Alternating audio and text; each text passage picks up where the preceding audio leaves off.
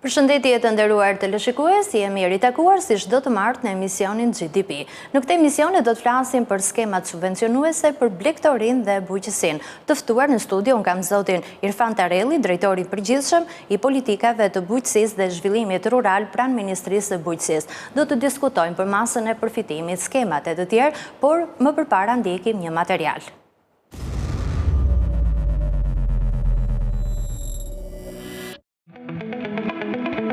Janë miratuar kriteret e reja për skemat e mbështetjes për fermerët dhe blegtorët. Tani pritet që AZBR të hap thirrjet për aplikimet për subvencionet pjesë skemave kombëtare. Për herë të parë, nisur dhe nga kriza që përjeton sektori blegtorisë, qeveria vendosi të mbështesë fermat e viçave. Kështu, do të jepet pagesë direkte për gjedhët, në vlerën deri në 10.000 lekë për krer lop mëshqer dhe deri në 5.000 lekë për krer viça për fermer aplikant, por me kushtin që të ketë të paktën 10 krer gjedh. Për të imtat, masa e përfitimit do të jetë 1.200 lekë për aplikant me jo më pak se 100 krer dele ose dhi. Sa i takon bletarisë, do të jepet 1.000 lekë për zgjuar për fermer aplikant me jo më pak se 50 zgjoje.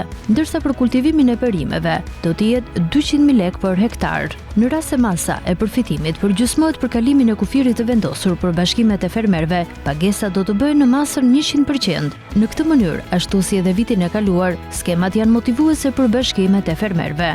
Pagesa për kultivimin e bimëve mjekësore dhe aromatike është në vlerën e 30.000 lekëve për hektar për fermer aplikant. Sipas vendimit, fermerët do të përfitojnë pagesa kesh për naftën, që përdori për punime të mekanizuara në bujqësi. Kriteret që duhet të plotësojnë fermerët për të përfituar nga skema e naftës janë ato që të kenë tokë bujqësore në pronosi dhe në përdorim, të aprovuar me dokumentacion e përkatës. Sipërfaqja totale për të cilën aplikohet duhet të jetë jo më pak se 1 hektar, ndërsa madhësia e parcelave me sipërfaqe jo më pak se 0.1 hektar. Aplikimi për të përfituar nga masa e mbështetjes me naftë për bujqësinë bëhet me vetë deklarim. Për të përfituar nga skemat mbështetëse në blegtori dhe bujqësi, fermerët ose blegtorët duhet të jenë të regjistruar dhe të formalizuar të pajisur me NIPT.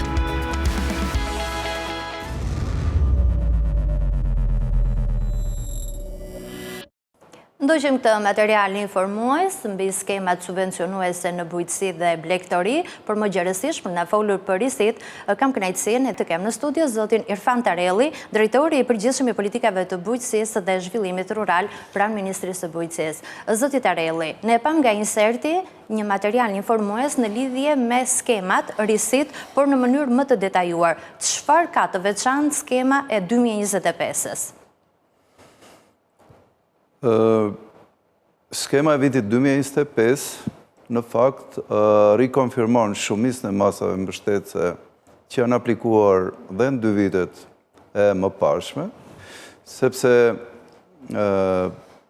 objektivat e zhvillimit sektorit nuk ndryshojnë, pra janë objektivat të gjithë pranuara, dhe skema mbështetëse është një nga instrumentat që përdoret për realizimin e objektivave të strategjisë së zhvillimit të bujqësisë dhe rural të vendit. Në këtë kuptim, ne tregojmë kujdesin e duhur për të ruajtur vijimsinë dhe konsistencën e skemave mbështetëse, por nga ana tjetër, jemi të vëmendshëm edhe për ndryshimet që natyrisht pasqyrojnë dinamika të caktuara, dhe duhet të reagojmë ndaj tyre edhe nëpërmjet këtij instrumenti.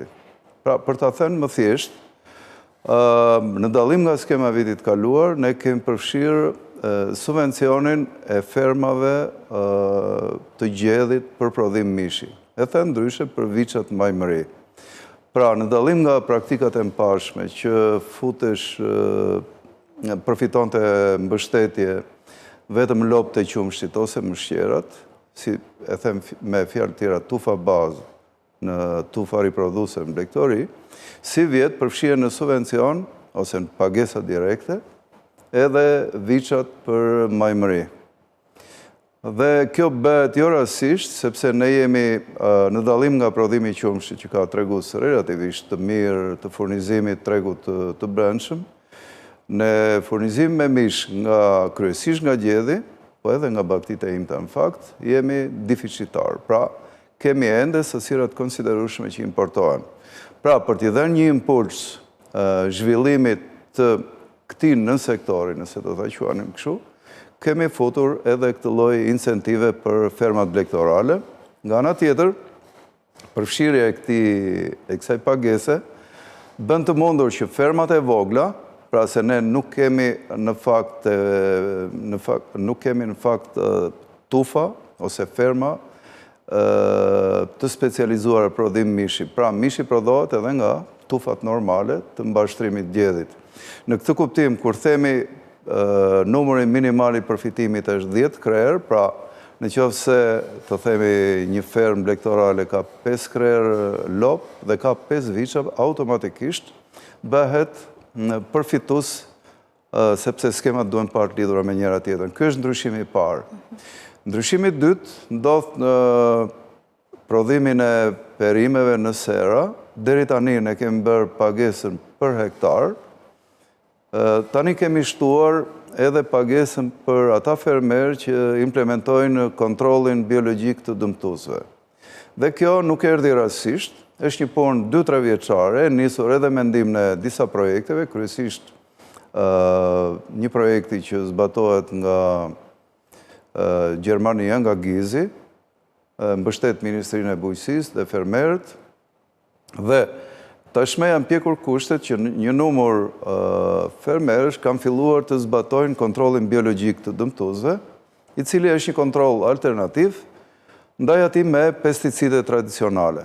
Kjo së pari ka efektin në të mirë të konsumatorit, sepse mbetjet në produkt minimizohen, dhe janë ajo që është bujqësi, le të themi, misore me mjedisin pa diskutim, por ka dhe një efekt të drejt për drejt të konsumatorit. Për këtë qëllim, ne kemi vendosur që 50% të kostove të luftimit, le të themi, të këtyre dëmtuesve kryesor në prodhimin e perimeve në sera, subvencionojmë, dhe kjo është një incentive madhe për fermerët, që jo vetëm ata që tashmë janë futur në këtë program, por edhe të tjerë, fermerët të tjerë, duke gjetur këtë hapësirë mbështetëse, ti bashkohen, le të themi, në kësaj alternative luftimi, dhe kështu ne adresojmë edhe problemin e ngritur në mënyrë konstante, që është i presion që vjen nga standardet e sigurisë ushqimore, jo vetëm për eksport, por edhe për prodhimin brendshëm,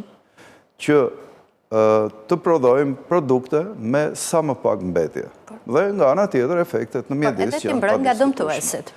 Dhe fermeri në të njëjtën kohë realizon edhe luftimin e dëmtuesve që dëmtojnë prodhimin. Pra një harmonizim të interesave të fermerit me ato të konsumatorit. Sa i takon grupimeve të fermerëve, gjatë vitit 2024, risi ishte kjo grupimi, kooperativat, çka rezultoi e suksesshme për një pjesë të fermerëve në disa zona të cilët u grupuan së bashku dhe masa e përfitimit është 100%. Po, edhe kjo është një rikonfirmim në skemën mbështetëse të këtij viti. Ajo eksperimentua jo me pak skepticizëm, me thënë drejtën, vitin e kaluar, por rezultoi e suksesshme thuajse në të gjithë masat mbështetëse. Pra, patëm një reagim pozitiv të grupimeve të caktuara, biles shkuam edhe një hap më tej. Jo vetëm do ishim përfitus, por u vu që te kushtet e përfitimit, kjo kategori fermerësh tashmë, fermerët vegjël, edhe fermerët vegjël, jo vetëm fermerët vegjël, të avanconin dhe një hap më tej që të kishin kontrata me grumbullues të produkteve të tyre, dhe të demonstronin që të paktën 30% e këtij produkti ishte e formalizuar. Pra bënim edhe një hap tjetër me të njëjtën masë mbështetëse, që tentonim të lidhnim prodhuesit me blerësit e tyre, ose ajo që quhet ndryshe bujqësi e kontraktuar. Dhe kjo edhe si vjet ruan të njëjtin përfitim, pra krahas uljes së numrit. Pra, kriteri përfitimit në kuptimin e madhësisë ngelet i njëjtë, po duke u futur në skemë më shumë fermerët vegjël, pra mundsojmë që edhe fermerët e vegjël përfitojnë, dhe nga ana tjetër, si thuash, ndikojmë pozitivisht nëpërmjet këtij instrumenti që ata të shkojnë drejt kontraktimit të prodhimeve të tyre. Dhe skema ruan të njëjtën gjë që pavarësisht nga fluksi aplikimeve dhe shpesh ne ndodhemi në masat caktuara që mund të ketë për momentin më shumë fond të kërkuar nga aplikime se fondin në dispozicion, këta trajtohen që në fillim me mbulimin e vlerës 100%. Edhe ky tregues ruhet. Dhe ne mendojmë që Ne mendojmë që grupet tashme që kanë aplikuar do të vijojnë të qëndrojnë si tilla, pra të kenë element kooperimi midis antarëve të tyre, por mund të tërheqim edhe fermerë tjerë ndaj kësaj qasje, që në fundit është një dobi në radhë parë vetë fermerëve. Dhe ne çfarë bëjmë, vetëm mbështesim nëpërmjet këtij instrumenti këtë mënyrë të vepruari në zinxhirin e vlerës të operatorëve të prodhimit. Po me mbështetjen e naftës, a do të jetë njësoj si viti kaluar?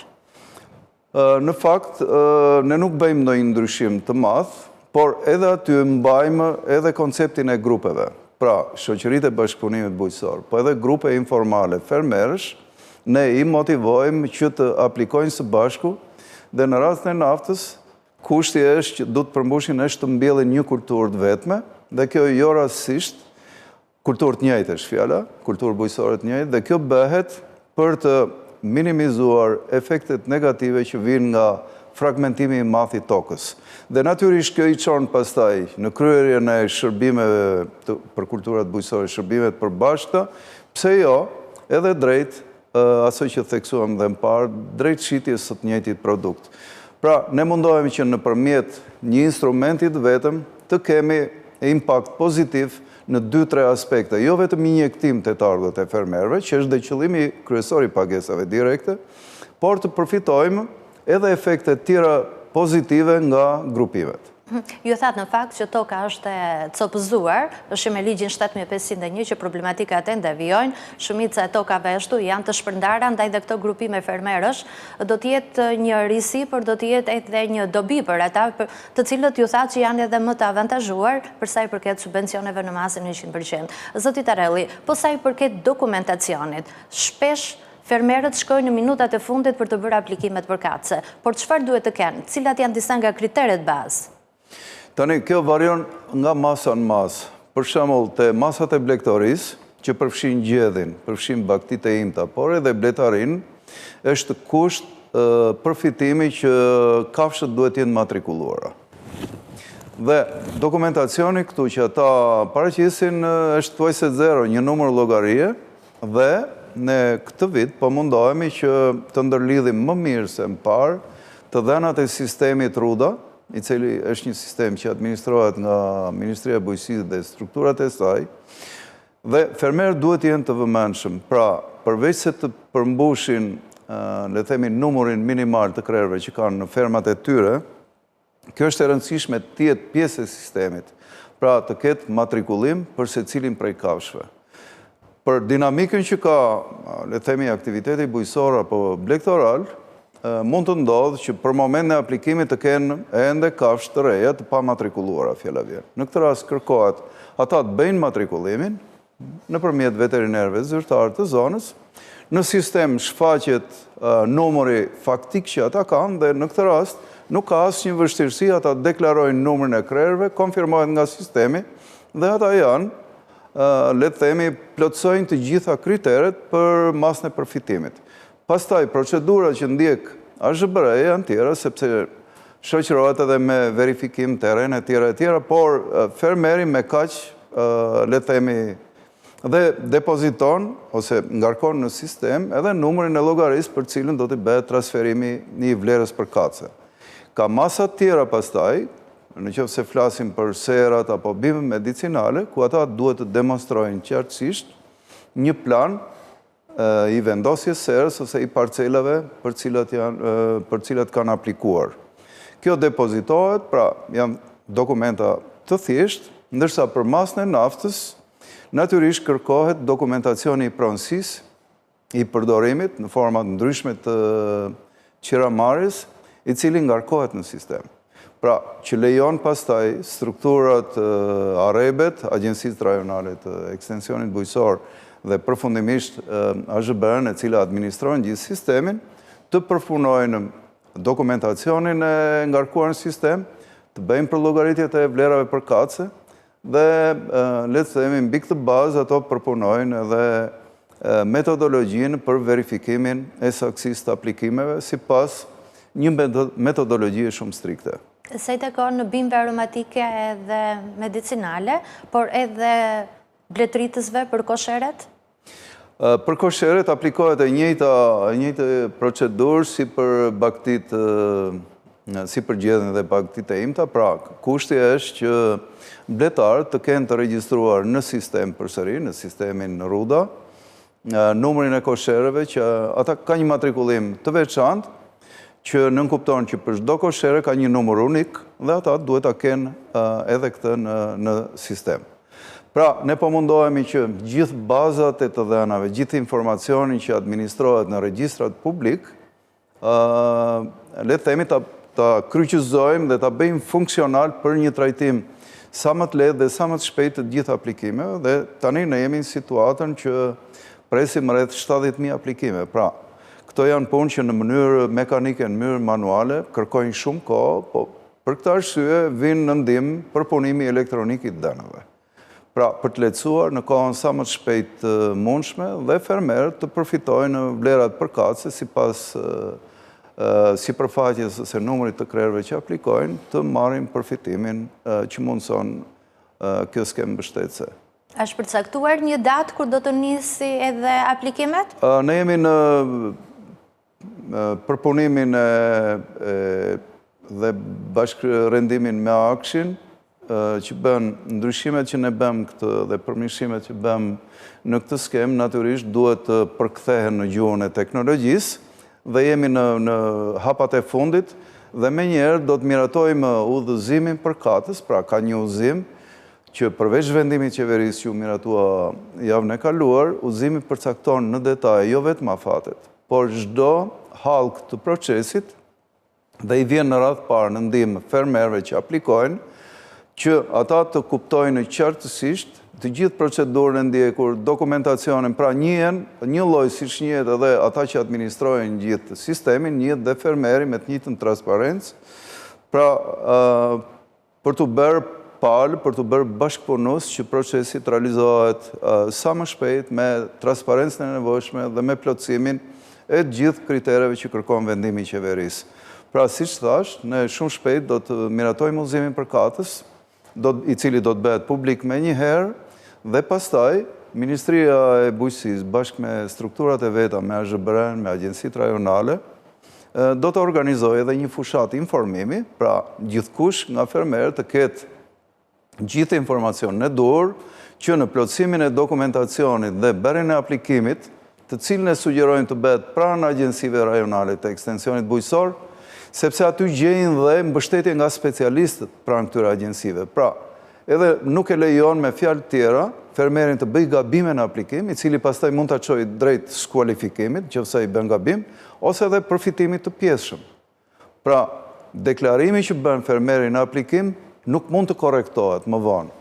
Dhe për këtë ne sugjerojmë nëpërmjet një rrjeti që e kemi përgatitur, është i gatshëm në gjithë territorin e vendit, mbi 60-70 pika aplikimi, ku fermerët mund të venë dhe në asistencën e specialistëve tanë, ata i tregojnë të gjitha dokumentacionin që plotësohet, gjithë procedurat dhe me radhë, pra shpjegojnë çdo detaj që parashikohet në udhëzim dhe asistojnë fermerin të bëjë aplikimin nëpërmjet e-Albanias, por me asistencën e tyre për të siguruar që çdo gjë bëhet në mënyrë korrekte. Kjo vetë për të gjitha etapat apo vetëm në momentin e parë që bëhet aplikimi, se pastaj është edhe verifikimi në terren, do të bëhet informacion, shumica mund të mos e shikojnë mesazhin që janë shpallur fituese të tjerë, cilat janë disa nga hallkat që të vinë në ndihmë edhe fermerëve dhe blegtorëve. Pra, me përfundimin e aplikimit fermerit, që bën fermeri, asistuar, dhe unë i mëshoj kësaj gjëje, mirë është asistohen, dhe kjo nuk është vetëm praktikë shqiptare. Kudo edhe në vendet e Bashkimit Evropian, për vetë kompleksitetin e skemave, të gjithë fermerët asistohen të plotësojnë aplikimet. Dhe gjithmonë duhet kemi parasysh që skemat bëhen gjithmonë të komplikuara dhe ne jemi në këtë proces rishikimi, pra parat publike i jepen fermerëve për t'i mbështetur ata, por për të plotësuar edhe disa detyrime që kanë dhe interes publik, pra që lidhen me sigurinë ushqimore, që lidhen me mbrojtjen e mjedisit dhe me radhë, ka një serë kushtëzimesh, pra dobi publike nga paret publike, dhe në këtë kuptim ata asistohen prej fermerëve, dhe koncepti asistimit është diçka më i gjerë, në fakt, nuk asistohen vetëm plotësojnë një formular, pa asistohen në gjithë procesin e prodhimit tyre, pra së pari për dobinë e vetë fermerëve, por edhe për disa interesa publike, që si që shpjegova dhe më parë, kanë dobi jo vetëm për fermerë dhe komunitetet rurale, po për gjithë qytetarët e këtij vendi. Për të kthyer saktësisht te pyetja juaj, pra asistohen në periudhën e aplikimit, por u tregohet edhe vijimi i mëtejshëm i procedurës, sistemi mundëson që me mbarimin e aplikimit në emailin e fermerit, sepse realizohet në një email ose një mesazh fermeri, i vjen mesazhi që aplikimi u përfundua me sukses. Fermeri e ruan këtë mesazh që në një rast gabimi ose kontestimi, ai ka një provë vetë ai që aplikimi është kryer. E dyta, fermeri në zyrat tona fermeri informohet edhe për dokumentacion tjetër plotësues dhe me radhë. Për shembull, për skemat direkte kërkohet që fermeri të ketë plotësuar, të ketë shlyer sigurimet koherente. Është një detyrim që buron nga legjislacioni. Fermeri informohet që edhe nëse i mungojnë 2 apo 3 muajt e fundit, vej të shlyejë këtë detyrim, që ai mos përballet pastaj me një proces të vonuar, që mungon ky konfirmim e tjera. Ka raste për shembull që ati do i duhet të provojë që është pronari tokës, dhe le të themi kërkohet certifikata e gjendje civile. Këto nuk bëhen me të vejtë fermerit trokas në përzyra, po i tregohen hapat që ndiqen dhe i është tërësisht i qartë, dhe në një rast kur të themi rast specifike, këto janë shumë të ralla, që ai nuk konfirmohet në sistem, ai njoftohet mbas shpalljes së listës së fermerëve të kualifikuar, rast pas rasti ai njoftohet që mungon të themi një X dokumentacion që ai duhet ta sjell brenda X ditësh. Pra, për gjithë këto hapa informohet. Ka dhe një moment tjetër pastaj, AZBR-ja në varësi me parashikimet e vendimit qeverisë bën edhe qoftë me zgjedhje, qoftë në gjithë fermerët e aplikuar, verifikimin teren të vërtetësisë. Dhe që mund të çojë fermerin edhe në skualifikim nga përfitimi. Pra, ai duhet jetë i vetëdijshëm për të gjithë dokumentacionin dhe hapat që ai duhet të mbaj parasysh për të përfituar në maksimum atë që parashikon skema mbështetëse e këtij viti.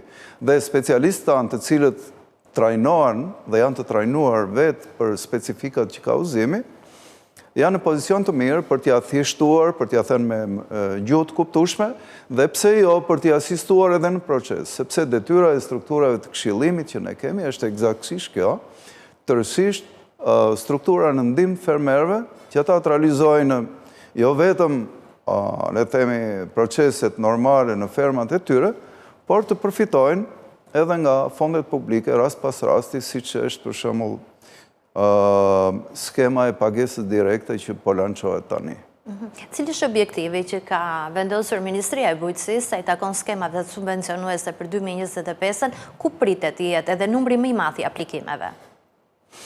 Atëherë, unë nuk besoj se ka ndonjë surprizë, sepse pak a shumë këto masa po shkojnë drejt ezaurimit të plot dhe ne gjithmonë, po shikohet me kujdes, kemi tentuar nga njëra anë të krijojmë fermën e madhe, kemi tentuar të rrisim formalizimin, por nga ana tjetër t'i japim mundësi edhe fermave më të vogla që këto gradualisht të rriten, që është një proces normal në kushtet tona, dhe të përgatiten për sfidat të tjera, sepse ne tani është e ditur për gjithë, ne synojmë t'i bashkohemi familjes europiane.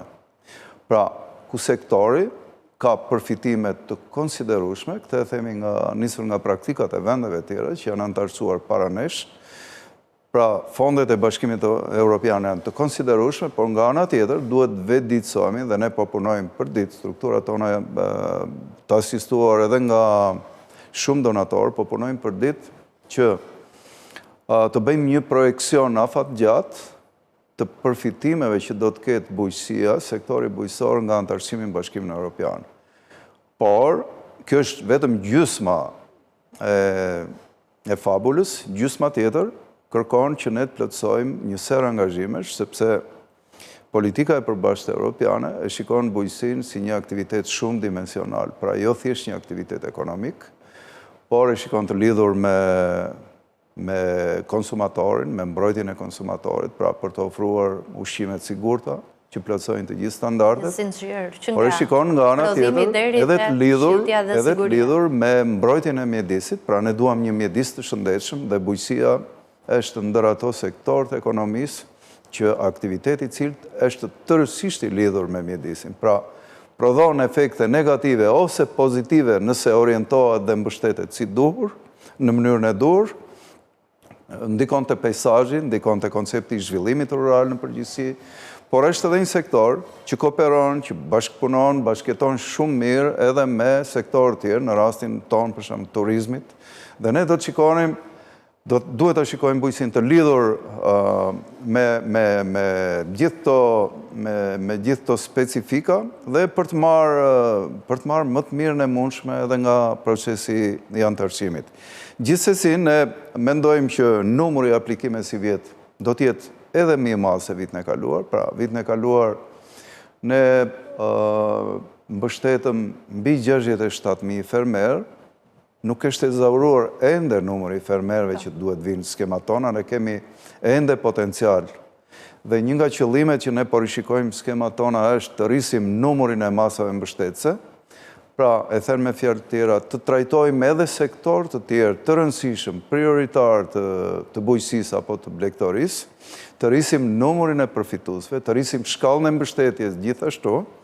Pra, fermerët të sigurojnë më shumë të ardhura, konsumatori jonë të ketë më shumë prodhim vendas, të ketë më shumë prodhim të sigurt, dhe pse jo, për ato drejtime ose nën sektor të themi në këtë mënyrë që ne kemi avantazhe konkurruese me vendet e tjera, pse jo të rrisim në maksimum eksportet. Së pari për dobinë e fermerëve, sepse prodhojmë më shumë të ardhura, por së dyti kontribuojmë në ekonominë e vendit dhe kemi një bilans shumë më pozitiv të importeve dhe të eksporteve në përgjithësi. Pra, e thënë me fjalë tjera, nëse ne rritim eksportet, ne pozicionohemi më mirë me avantazhet që kemi në ekonominë rajonale dhe në ekonominë nesër të Bashkimit Evropian. Pra, këto janë, si thuash, piketa afatmesme dhe afatgjata, jashtë të cilave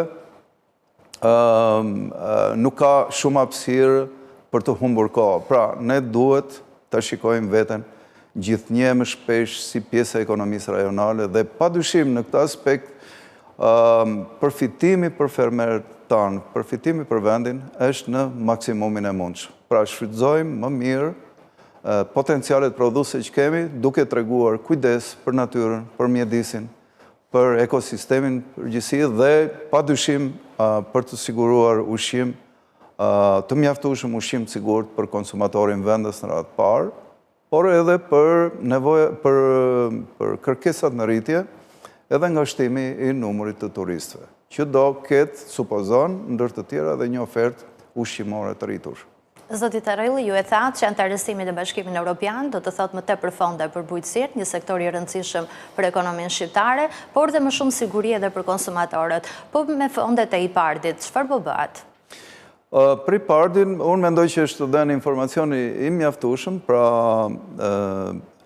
është dakordsuar për një plan të përbashkët dhe me përmbushjen e tij do të ndiqen gjithë procedurat për çeljen sa më të shpejtë i IPARD 3-shit. Agjencia e Bujqësisë dhe Zhvillimit Rural, por dhe autoriteti menaxhues dhe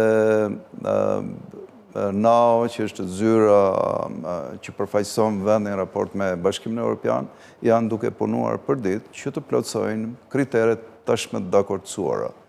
Por unë do të thoja që vitin e kaluar, duke ndjerë nevojën e investimeve dhe duke reflektuar kërkesat nga komuniteti fermerëve, ne kemi lançuar tashmë një skemë investimesh, sepse kjo që sa po folëm deri tani është një skemë pagesave direkte.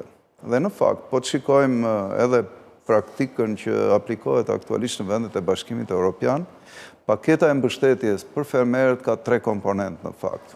Janë pagesa direkte, është eksaktësisht kjo që folëm, që supozon që fermerët paguhen për masa të veçanta, po jo të formës si investimeve, pra marrin, le të them, përfitojnë mbështetje direkte, Dallimi, dhe ne po punojmë fort këtu, është në këmbim të mirave publike, ose atyre që quhen kushtëzime, pra që lidhen siguri ushqimore, mbrojtjen e natyrës, shkarkimet në ujë, përpunimin e mbetjeve, pejsazhin, pra e parë në shfrytëzimin e qëndrueshëm të burimeve natyrore dhe mbrojtjen e mjedisit.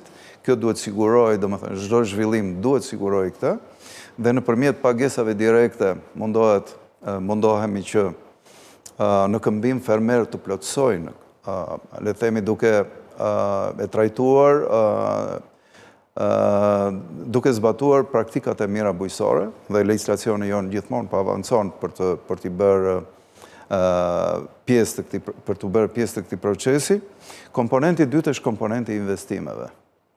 Deri tani, siç thamë, ne kishim i parë lajkun, i parë dyshin, i parë treshi është në sfond për t'u hapur, por ne kemi zhvilluar një skemë paralele, aplikimet për cilën mbaruar në nëntor të vitit kaluar, dhe Agjencia e Pagesave është në procesin e finalizimit të kontratave.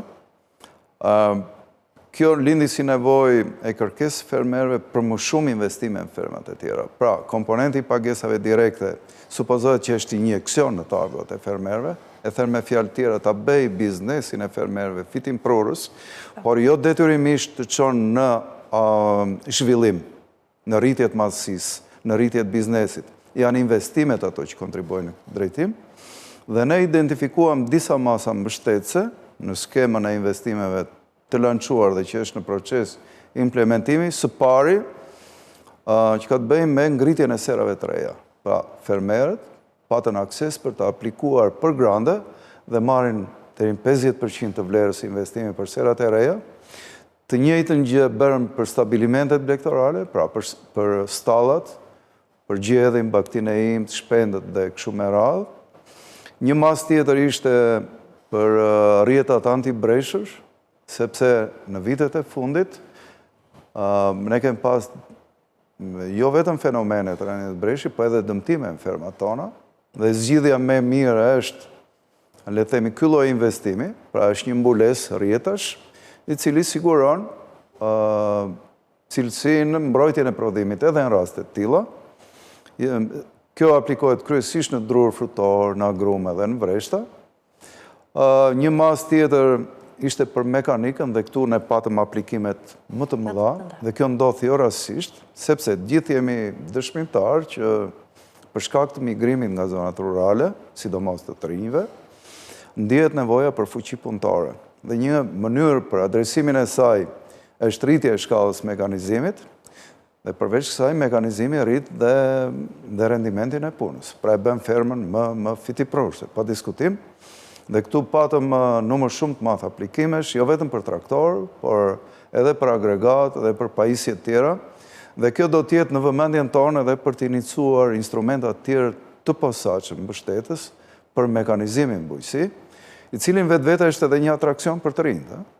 Domethënë, puna e kraut, puna tradicionale e kraut, gjithmonë më tepër i ze vendin mekanizimit, automatizimit proceseve. Patim edhe një mas tjetër për akvakulturën, si rrjedhoje një studimit kryer për zonat e reja të miratuara për akvakulturën dhe të krijojë mundësinë në peshkatarëve zhvendosjen në këto zonat reja kundrejt një mbulimi të kostos produkteve. Pra, ne jemi duke rishikuar edhe këtë skemë për të vijuar edhe mëtej. Edhe nëse i parti do të vazhdoj, do të filloj, ne kemi ende mundësi që segmentet caktuara, sepse duke e parë me realizëm problematikën strukturore që ka sektori bujqësisë. Pra, një numër shumë i madh fermash, por dominohet nga ferma shumë vogla. Ne këtë realitet jo vetëm duhet ta njohim, por ta adresojmë në mënyrën e dur me idenë që procesi i ristrukturimit të sektorit të çojë detyrimisht në shfrytëzimin e gjithë kapaciteteve agroprodhuese që ka vendi, dhe kjo bëhet edhe duke mbështetur fermat e vogla që ato të rriten, të mbështeten dhe të profilizohen në drejtimet kryesor kur ekonomia jonë prezanton avantazhet e veta. Dhe pa një komponent investimi, kjo nuk mund të arrihet vetëm me pagesa direkte. Ndërkohë, po mendojmë edhe për një instrument tjetër për të lehtësuar kredimarrjen. Sepse një fermer që do të bëjë investime, po jo vetëm fermeri në gjithë zinxhirin e vlerës, flasim edhe subjektet e agropërpunimit, agroturizmit, turizmit rural ose aktivitete rurale tjera, ka nevojë për së pari akses në kredi dhe e dyta një kredi me interesa shumë të ulët. Pra, bujqësia ka specifik në vetë që norma e fitimit nuk është e njëjtë me sektor tjerë të ekonomisë. Duke qenë një dobi publike, pra ne marrim dobi publike nga sektori, atëherë dhe duhet krijojmë edhe lehtësirat e nevojshme. Përveç kredive, zotit Arellit, bankave të nivelit të dytë në Shqipëri, mendoni edhe dega e Bankës Europiane që do të çelet pritet tani, do të jetë një ndihmës për sa i takon sektorit të bujqësisë? Ne mendojmë që është instrumenti i dur sepse së pari injekton më shumë para në sektor, kapital në sektor e thënë me fjalë tjera, dhe e dyta me interesat të pranueshme. E treta gjë që realizohet, përveç interesave, është që ne dim shumë mirë, sidomos në prodhimin primar, pra që në kupton fermat, mungesa e kolateralit. Pra, toka ose asetet tjerë në bujqësi është për momentin të paktën është e vështirë që të përdoren si kolateral nga bankat. Për këtë arsye përdoret kredia sovrane dhe ky është kombinimi në këtë skemë në re që do të bëhet efektive shumë shpejt, që Banka e Shqipërisë ka vënë në dispozicion të bankat nivelit 2 një fond prej 250 milion eurosh, i cili edhe mund të riqarkullohet në raport me ecurinë që do të dhe përthithjen e tij, ndërsa me fonde publike do të vihet një fond për të përdorur për kolateralin. Pra, e thënë me fjalë të tjera, bankat kanë më tepër garanci sepse edhe kolaterali munguar ose kolaterali pamjaftueshëm në raste kur ato që quhen kredi të këqija, në raste kur për faktorë të ndryshëm mund të ndodhë, bankat nuk hezitojnë për të dhënë kredi. Pra sigurohen në të njëjtën kohë dy parametra shumë esencial për sektorin. Kredi me interes të ulët, dhe këtu maksimumi e interesa mund shkoj nga 2.5 deri në 3%, që është një interes shumë i mirë. Dhe dyta, edhe në kolateral të limituar, fermerët në radhë parë, unë e theksoj fermerët në radhë parë, sepse është sektori i prodhimit primar nga ngrihet të gjithë infrastruktura në gjithë zinxhirin e vlerës. Pra, në qoftë se ne do të kemi një prodhim të mjaftueshëm, një prodhim cilësor, atëherë edhe hallkat e tjera shkojnë në harmoni të plot për të finalizuar gjithë procesin, deri te tregtimi te konsumatori apo dalja në eksport e produkteve tona, që për hir të vërtetës janë produkte cilësore, produkte dëshiruara, edhe nga shumë tregje, jo vetëm rajon, po edhe tregjet më të mirë ndërkombëtare. Zotit Arelli, të falenderoj që ishit në studion e GTV. Të nderuar teleshikues, në pjesën e dytë ne do të flasim për gripin e shpendëve, por edhe rrezikshmërinë dhe masat që janë marrë. Menjëherë pas insertit.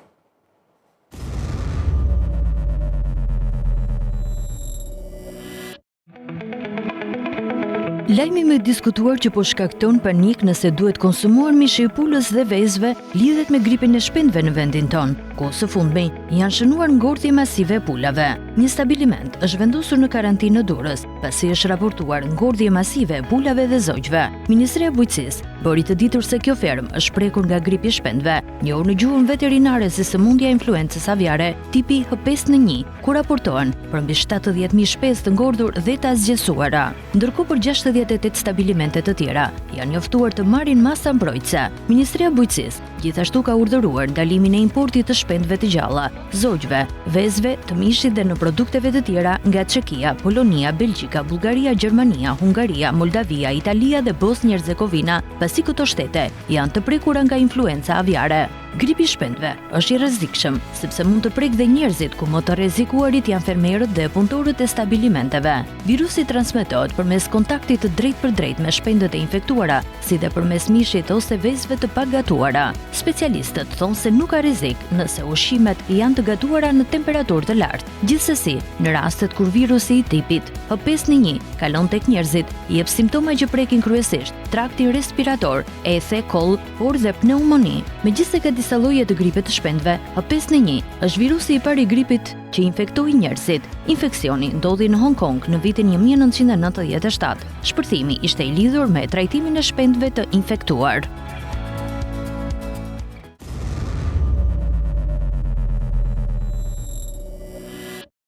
Jemi kthyer në pjesën e dytë të emisionit, ku po flasim për gripin e shpendëve. Kam kënaqësinë të kem në studio zotin Shem Sholambaj, zëvendës president i urdhrit të mjekut veterinar shqiptar dhe profesional. Faleminderit, kënaqësi që ju kemi sot në studio. Faleminderit për ftesën. Si paraqitet aktualisht situata influencës aviare në vendin tonë? Fatkeqësisht konstatuar, si që kanë raportuar edhe mediat, për praninë e influencës aviare në vendin tonë dhe konkretisht një stabilment shumë të rëndësishëm dhe të madh. Edhe vitin e kaluar ne kemi pas prezencë influencën aviare, por në oborret shtëpiake në disa ferma të veçuara, nëse do të kujtojmë të vënë theksin tek një fermë e vogël obor shtëpiak diku në Kashar, në Vjesht është konstatuar në rrethin e Gjirokasit në zonën e Lungjerisë, që është këto janë me diagnostikime laboratorike të sigurta. Kemi tashmë influenca aviare është e pranishme prej shumë kohësh, me një periozitet të larmishëm, si me thënë, për herë së pari kujtojmë që është diagnostikuar në Shqipëri në vitin 2006 dhe për të vazhduar më vonë disa herë radhasi, kur në vitin 2022 ishte për herë së fundi ai shpërthimi i vrullshëm dhe në cilën pati një dëm shumë të madh ekonomik, pasi u pasua me rreth ngordhjen dhe shkatrimin e rreth 2 milion krerëve shpend në stabilimentet rreth zonës Durrësit, nëse Qafzotaj, nëse nuk gaboj. Kështu që do të thoshja tashmë neve Ministria e Bujqësisë, Shërbimi Veterinar duhet të jetë më i kujdesshëm dhe i pranim për arsye sepse kjo sëmundje po na shfaqet shpesh dhe periodikisht. Kështu që në këtë kontekst ishte një lajm shumë i keq për një stabilment ishte të shfaqet kjo sëmundje. Dëmi është. Se pasi kemi të bëjmë me një dëm ekonomik të pallogaritshëm dhe të madh. Dhe kujtojmë që këto stabilimente ende nuk është paguar dëmi që shkaktuar nga ngordhjet e vitit 2022 dhe të cilit e në këto biznese private, të cilat për së vërtetës duhet konsideruar dhe nga qeveria shqiptare, dhe nga Ministria e Bujqësisë, dhe nga Shërbimi Veterinar si një pasuri kombëtare dhe jo thjesht sepse dëmi ekonomik është i dikujt që kryen biznes dhe ai mund ta mbaj. Pra, kemi që nga viti 2022 që ata ende në gjykatave dhe ende nuk janë dëm shpërblyer për dëmin që kanë ndodhur për shkatrimin e prodhimit. Tashmë kemi shfaqjen përsëri në këtë ferm, në këtë stabiliment, i cili për hir të vërtetës ju e pat u azisuan një numër shumë i konsiderueshëm krerësh. Influenca aviare natyrisht është një zoonoz në kuptimin e mirë, por domethënë që prek edhe njeriu, por është një zoonoz shumë e lehtë që tek njeriu kalon me shenja të lehta për tu vënë re, domethënë nuk kemi shfaqje të mirë fill të sëmundjes. Ajo që është pozitive që virusi influencës aviare shkatërrohet lehtësisht, domethënë me zjerje, domethënë që rekomandohen që vezët dhe mishi i pulës të konsumohen të zjera dhe këtu nuk ka asnjë lloj domethënë dëmi ose për shëndetin e njeriu që mund të preket nga kjo zoonozë. Sa është rreziku i transmetueshmërisë tek shpezët? Natyrisht shpendët kontakti drejt për së drejt, por ka dhe mënyra shumë të tjera që janë për transmetimin. Shpendët migrator janë ata të cilët lozin një rol të jashtëzakonshëm në transmetimin edhe përhapjen e sëmundjes. Oborret private shtëpiake duhet të jenë të rrethuara në këtë moment ose në këtë periudhë duhet të vendosin shpendët në një të mbyllura me rrjeta që në mënyrë të mos kenë kontakte dhe me shpendët e midis oborreve, por dhe mbi të gjitha me shpendët migrator.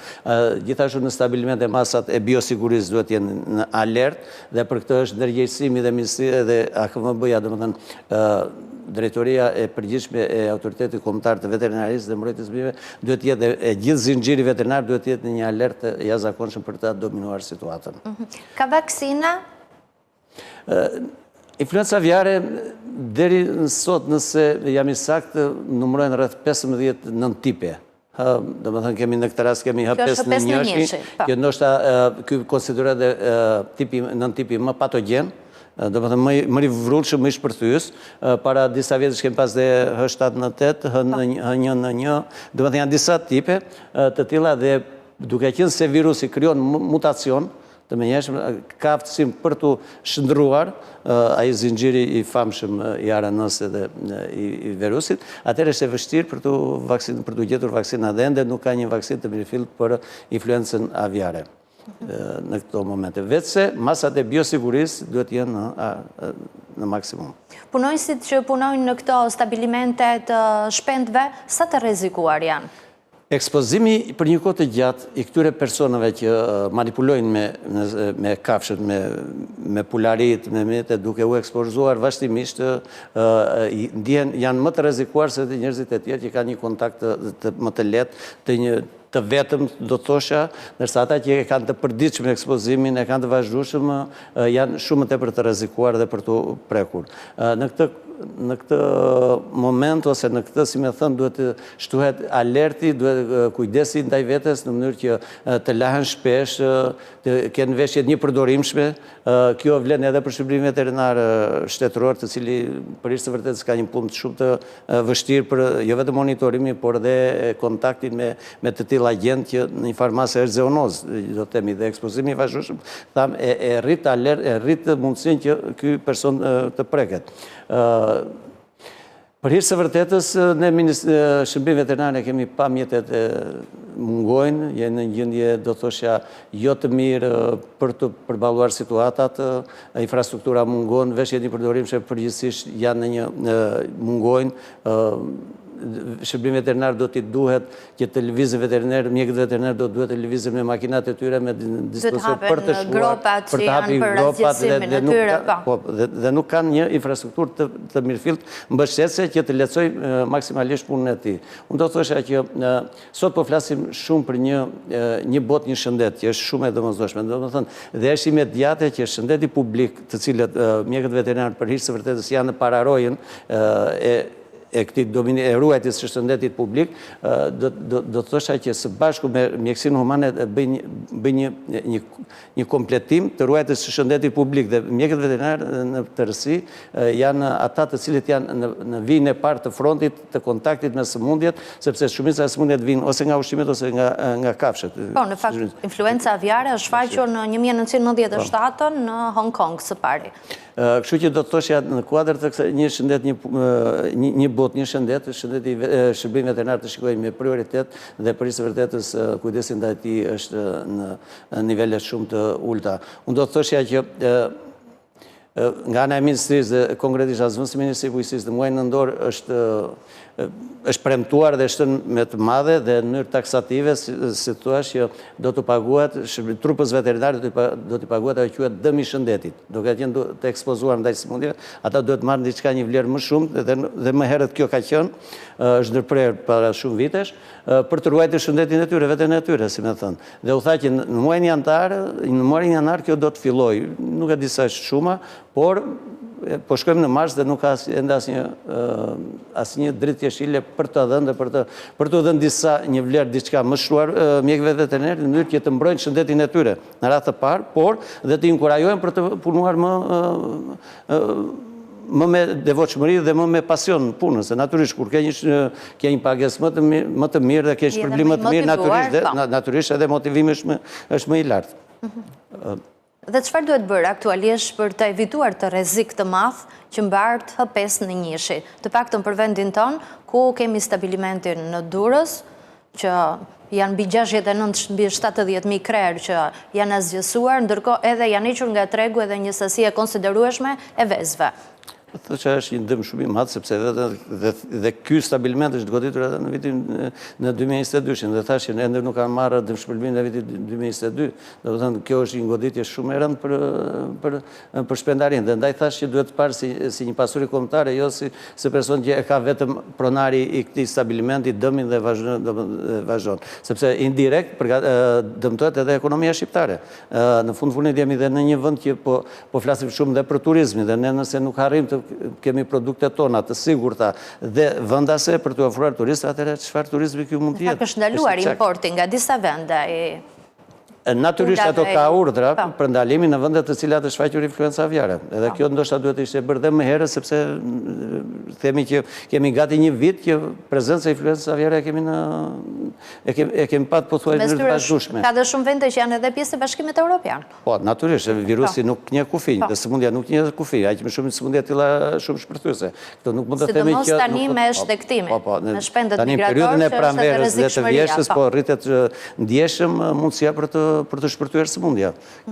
Por stabilimente duhet rriti masat e biosigurisë, do të thënë rrethimit, hyrje, dalje, disinfektimet, larja e personave që do t'je vetë personat autorizuar cili do të merren me shpendarin, ose me manipulimin e tyre, me ushqyeshmërinë, me veprimet e tjera çfarë kryen në stabilment, ndërsa për oborrat shtëpiake duhet të jetë mbyllja rrethimit në mënyrë që shpendët mos të kenë kontakt me shpendët e gjitonit, me shpendët migrator, do të thënë të jenë të rrethuara, të mbyllur, dhe nëse janë në pjesën e jashtme të rrethuar me rjeta të cilat të pakalueshme për zojt migratorë. Zoti Lamaj, së fundi ju keni organizuar edhe konferencën ndërkombëtare të urdhrit veterinar shqiptar, ku ishin edhe shumë përfaqësues të tjerë të mjekëve veterinar nga shumë vende të ndryshme të botës. Çfarë u evidentua në këtë konferencë ndërkombëtare? Në fakt ky ishte kongresi i parë ndërkombëtar i mjekësisë veterinare i organizuar nga Urdhri Profesional i Mjekut Veterinar Shqiptar. Për ne ishte një ngjarje madhore, ishte një ditë historike, për arsye sepse ne futëm një traditë të re në lidhje me zhvillimin e mjekësisë veterinare dhe për t'i thënë dhe njëri tjetrit atë që duhet t'i japi motivimin për profesionin në cilin ne kemi zgjedhur, për të motivuar të rinj të vazhdojnë në rrugën e mjekësisë veterinare, ata të cilët mjekët e rinj që janë diplomuar, natyrisht për të dhënë dhe një sinjal qeverisë dhe Ministrisë Bujqësisë që një komunitet profesionësh veterinar janë të domosdoshëm në jetën publike që thamë në mbrojtjen e shëndetit publik të popullatës dhe të vendit tonë. Në këtë kontekst, kjo ishin 2 ditë intensive, shkëmbim idesh, eksperientash, bashkim të ekspertizave ndërkombëtare me ato të vendase, ishte i ftuar presidenti i Federatës Europiane të Veterinarisë, gjithashtu kishim homolog drejtues të dhomave dhe të urdhave të vendeve të Europës dhe të rajonit, ishin jashtëzakonisht mbi 20 të tilla delegacione, edhe nga Turqia kishim delegacione shumë të mirëfillta, për të gjithashtu mjek veterinar të cilën morën pjesë ishin dhe mjekët veterinar nga pjesa e Maqedonisë, Veriut dhe Kosovës, të cilët i falenderojmë për dispozicionet e bashkëpunimin e treguar. Natyrisht ky kongres kishte të bënte me shkëmbimin e eksperjenca, po dhe inovacione në veterinari. Për të futur një standard të ri, që mjekësia veterinare duhet të jetë në majën e piramidës të shëndetit publik. Dhe pikërisht organizosh një kongres të tillë në Shqipëri, sidomos në një situatë përkoj edhe me këtë problematikën që po haset me gripin e shpendëve, ndërkohë që temperaturat janë në rritje, kemi sërish vatra të shumta prezencës si ka patur brucelloza. Shqipëria është një vend i prekur, jo vetëm ne, po edhe fqinjët tanë edhe rajoni. Ndaj jemi të riskuar edhe në këtë fazë. Në fakt, ne gjetëm një optimizëm dhe kjo që na mbush me shpresë plot që veterinarët shqiptarë ka të ardhme, për arsye sepse atë ditë u mblodhën mbi 600 mjekë veterinar nga Shqipëria dhe kryesisht ishin moshat mjekë veterinar të rinj, dhe kjo na mbush me besim dhe me shpresë se mjekësia veterinare ka të ardhme, por ajo që thash duhet mbështetur fort nga qeveria shqiptare. Dhe nëse themi një botë, një shëndet, mjekësia veterinare duhet të barazohet dhe duhet të unifikohet mjekësinë humane, aty ku është dhe fokusi i përbashkët i punëve, ajo që ruajtja e shëndetit publik. Në këtë kontekst e ceka dhe me herët që mbështetja nga ana e qeverisë ka qenë shumë e cunguar për mjekësinë veterinare dhe për veterinarët tërësi. Kemi një problem në lidhje me ikjen, emigrimin e mjekëve të rinj veterinar. Duhet gjetur mekanizmi për t'i mbajtur mjekët veterinar. Nëse me sa di unë, mjekët e rinj human, të cilët krijojnë familje për stimuluar të qëndrojnë në Shqipëri, jepet një kredi ata që krijojnë familje pa interesën. Domethënë ishte përfol edhe për mjekët e veterinar dhe kjo nuk ndodhi. Do më thënë, janë lënë gjithë një si pas dore. Për mos të në pagesa, në vëndet e rajonit, pagesa mjekë veteriner është po thuaj gati e barazuar me mjekët human. Vetëm në maltësim pagën mesatare të mjeku veteriner është 1.200 euro. Sot këtu lë për dëshiruar. është premtuar shumë herë për rritje standardizimin, barazimin me mjekësinë humane, po ende është shumë lartë. Pra dhe ky kongres, këtë mesazh donim të përcjellim për të thënë që ne jemi të fortë, jemi në ballin si me thënë, dominimit të situatave epizodike. Profesion i kërkuar, domosdoshëm për Shqipërinë. Për së vërtetës janë edhe situata që rrezikojnë shëndetin e mjekëve veteriner. Ju e cekët e thatë lidhje me bruselozën. Kemi shumë mjek veteriner të cilët janë të prekur nga bruseloza. Janë mjek të rinj dhe të prekur. Për mos të më pas, antraksin pastaj që janë edhe sëmundje edhe më... Janë shumë të rrezikshme, janë zakonisht të rrezikshme, por flasim për sëmundje të cilat janë dhe kronike dhe janë shumë të vështira për të kuruar. Do me thënë, mjek të rinj mund të mbarten, njeriu kur preken në bruseloza mund të jetë mbartës për shumë kohë, sepse kalon në situatë kronike dhe do t'i duhet mjekimet e gjata për të ushqyruar. Dhe fokusi punës tuaj si urdhre e mjeku të veterinar dhe profesional, ku do të jetë gjatë 2025-ës? Misioni jonë është ruajtja e shëndetit të kafshëve dhe mirëqenia e tyre, me fokus mbrojtjen e konsumatorit dhe shëndetit publik.